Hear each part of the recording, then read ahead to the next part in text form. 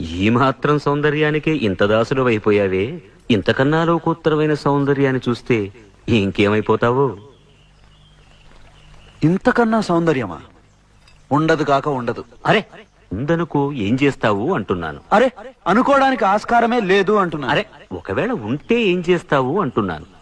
ఇంతకన్నా ఆనందప్రదమై, ఆద్యంత రహితమై, అనంతమై, నా హృదయమంతా నిండి నన్ను తనలో నింపుకునే సౌందర్యమై ఉంటే అరే ఉండదయ్యా స్వామి. అరే ఉంటే ఏం చేస్తావయ్యా?